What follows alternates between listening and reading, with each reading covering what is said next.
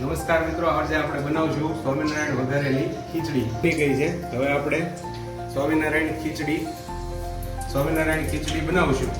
સૌ પ્રથમ આપણે તેલ અને અંદર થોડુંક ઘી ઉમેરી અને આપણે મિક્સ કરીને મૂકી દીધું છે. હવે તેલ આવે એટલે આપણે એમાં બધો વઘાર નાખશું. આપણે આ સ્વામિનારાયણ વઘારેલી ખીચડી બનાવી રહ્યા છીએ, જેમાં તમે આ જોઈ શકો બધા વેજીટેબલ આવશે.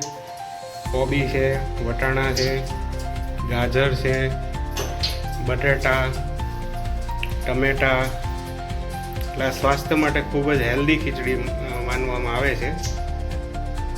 પછી રીંગણ છે, બધા વેજીટેબલ નાખી અને આપણે ખીચડી બનાવવાના છીએ. સૌપ્રથમ આપણે આની અંદર આ ખડા મસાલા નાખશું.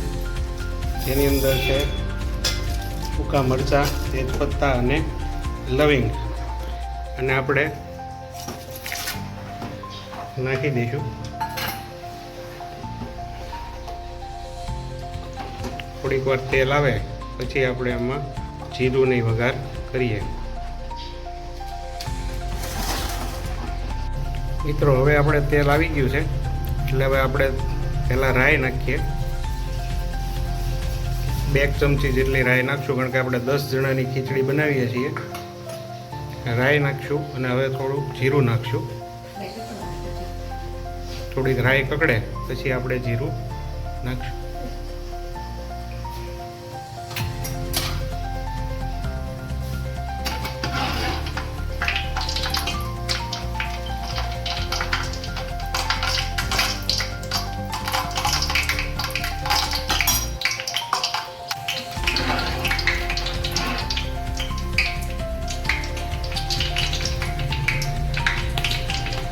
થોડીક રાઈ કકડી જાય પછી આપણે અંદર જીરું નાખીએ.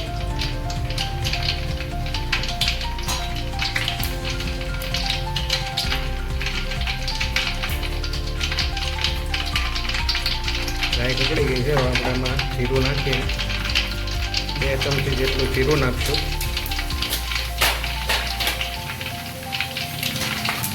જીરું નખાઈ ગયા બાદ આપણે સૌ પ્રથમ કોબી નાખશું. કોબી અને વટાણા જે છે, કોબી અને વટાણા આપણે મૂકી દીધું.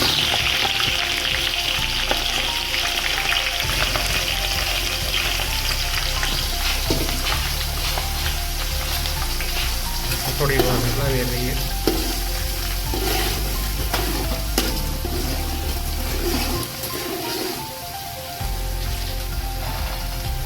હવે આપણે આની અંદર આદુ અને મરચાં નાખી દઈશું.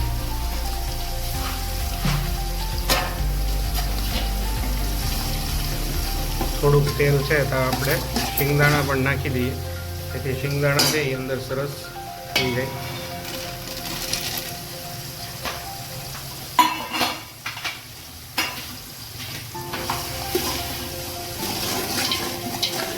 આ ખૂબ જ સરસ સ્વામિનારાયણ ખીચડી બને છે. જે બધા મંદિરોમાં બનાવતા હોય છે એ રીતની જ આ ખીચડી બનશે.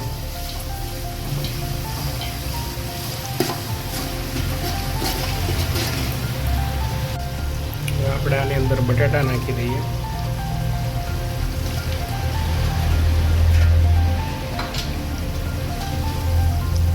ટૂંકમાં તમામ શાકભાજીથી ભરપૂર આ ખીચડી બનવાની છે આપણી.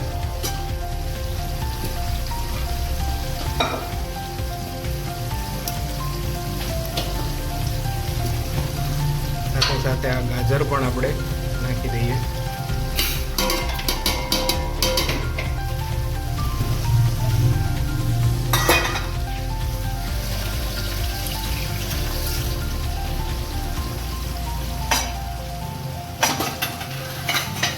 રીંગણ છે એ રીંગણ પણ આપણે નાખી દઈશું.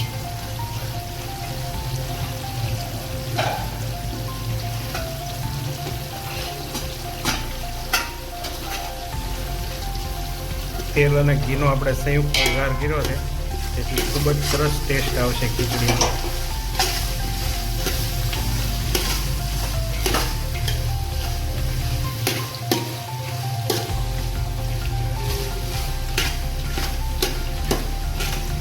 તો આપણે મીઠો લીમડો પણ એની અંદર થોડોક એડ કરશું.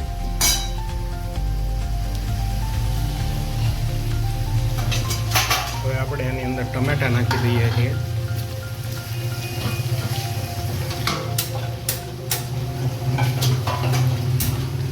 હવે આપણે આની અંદર સ્વાદ પ્રમાણે મીઠું ઉમેરીશું.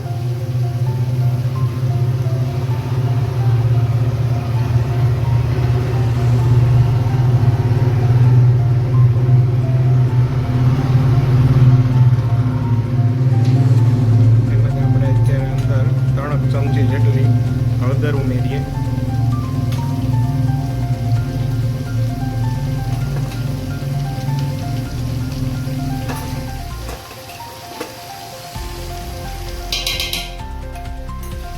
હવે આપણે આને થોડીક વાર ચડવા દઈશું. મિત્રો આપણે આમાં હળદર ઉમેરી દીધી છે, થોડીક વાર હલાવશું જેથી નીચે ચોંટે નહીં. હજી આપણે પાણીને એવું નાખ્યું નથી, હજી થોડીક વાર છે. આ થોડુંક શાક સરખું થઈ જાય પછી આપણે પાણી નાખીએ.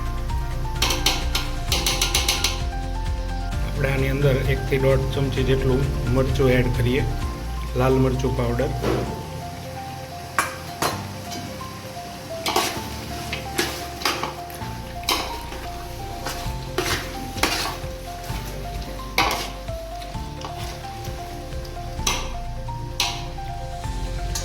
દાળ અને ચોખા છે. આમાં આપણે જીરાસર ચોખા લીધા છે, મોગર દાળ લીધી છે અને તુર દાળ લીધી છે.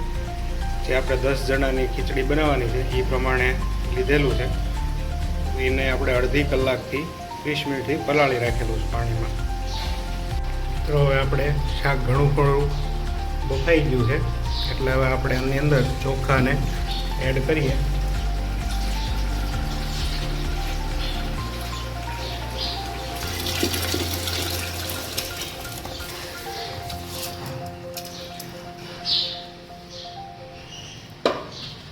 આપણે એની અંદર જે ચોખાની પલાળીને રાખ્યું હતું 30 મિનિટથી એડ કરી દીધું છે. હવે આપણે આની અંદર પાણી એડ કરીશું.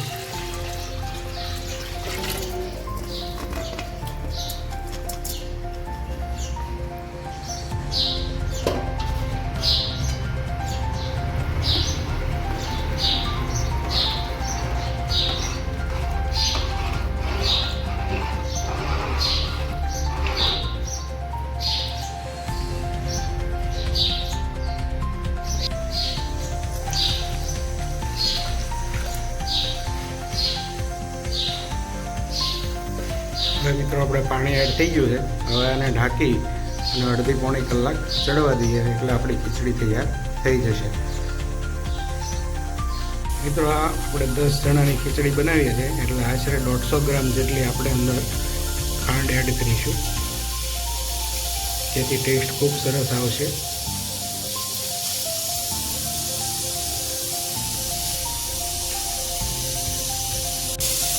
આપણે આની અંદર હવે થોડુંક ધાણા જીરું પાવડર 3 ચમચી જેટલો એડ કરીએ.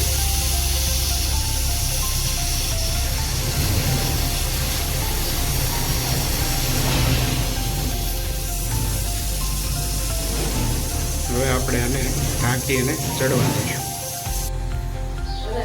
મિત્રો હવે આપણે અડધી કલાક જેવું થઈ ગયું છે. આપણે જોઈએ કે આપણી ખીચડી સરસ મજાની ચડે છે. હવે આમાં થોડીક મને પાણી નાખવાની જરૂર લાગે છે, એટલે હું થોડુંક પાણી ઉમેરું છું.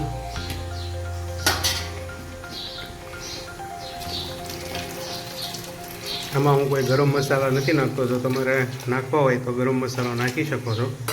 આપણે હવે આની અંદર આ દ્રાક્ષ નાખશું, એ ખૂબ જ સરસ ટેસ્ટ આવે છે. તમે આની અંદર કાજુ પણ નાખવા હોય તો નાખી શકો છો. દ્રાક્ષ નાખવાથી ખૂબ જ સરસ એનો ટેસ્ટ આવશે.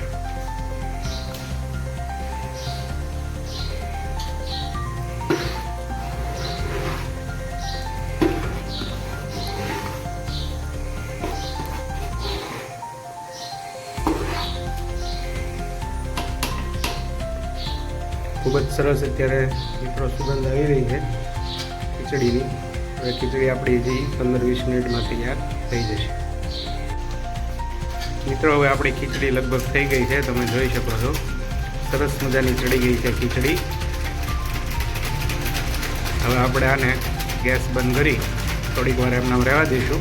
પછી આપણે ભગવાનને ધરાવવા થાળમાં ખીચડી અને કઢી કાઢીશું. ખીચડી સરસ થઈ ગઈ છે એકદમ.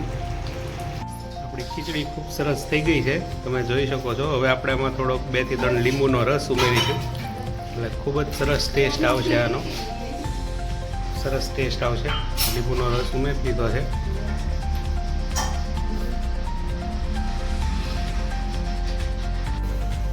ભગવાન સાટો ડીશ તૈયાર કરી છે, એમાં થોડુંક આપણે ઉપર ઘી ઉમેરીશું તેથી ખૂબ સરસ ટેસ્ટ આવશે.